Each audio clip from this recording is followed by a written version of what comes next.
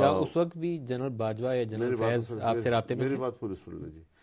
تو اب اس وقت اگر میں پھر انکار کرتا تو کہتے کہ فضل الرحمان نے عمران خان کو بچا لیا ہے.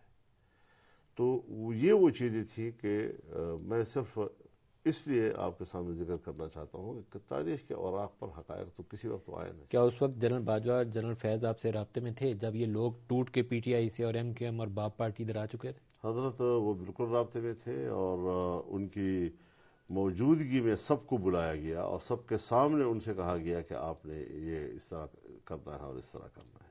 سب کون تھے وہ؟ سب پارٹیاں، نون لیگ اور پیپلز سب پارٹی؟ پارٹیاں. اور یہ کا نام مت لیں آپ. اور ان کو کس نے کہا کہ یہ کرنا ہے؟ سب پارٹیاں. کس نے کہا یہ کرنا؟ باجوہ صاحب اور فیض حمید صاحب دونوں تھے. کیا کہا انہوں نے؟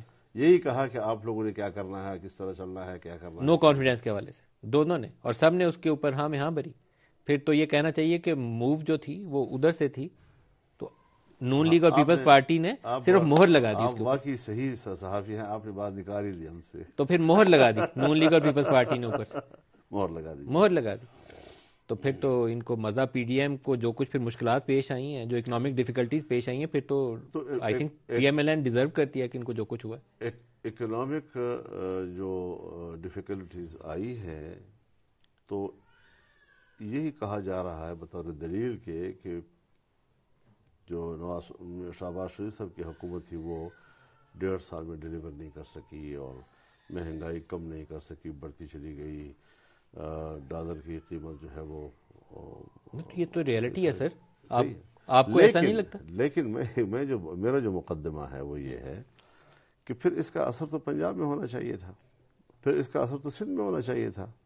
یہ صرف کے پی کے اندر ہمارے اوپر کیوں بم چھوڑا گیا اور ہمیں اس کا نشانہ کیوں بنایا گیا؟ آپ کے اوپر ایک تو وہ جو دہشت گرد حملوں کا ایشو تھا وہ بھی آپ کے اوپر کافی زیادہ متاثر کیا. حضرت اس نے تو ہمارے تو امیدوار گھر سے نہیں نکل سکتے تھے.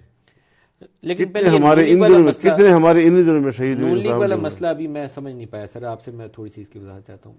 پنجاب میں ہم الیکشن کور کر رہے تھے، میں نے تقریباً سارے پنجاب کے حلقوں میں گیا ہوں. ایک تاثر بڑا موجود تھا کہ مہنگائی کی وجہ سے ان پاپولر ہے پی ایم ایل این، اس دفعہ ووٹ اس کو نہیں ملے گا. اور پی ٹی آئی کے لیے سپورٹ موجود تھی پنجاب کے اندر.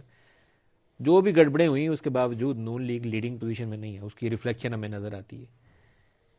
شہباز شریف اوپر کیسے آئے پی ایم ایل این کی چوائس میں ایز پرائم منسٹر؟ تھوڑی سی اس کی روشنی ڈالیں. اس سے میں لاتعلق ہوں کیونکہ میں اپنا ایک پوزیشن لے چکا ہوں کل، اور اب میں ان باتوں پر کیوں ڈسکس کروں، ان پہ کیوں میں فریق بنوں.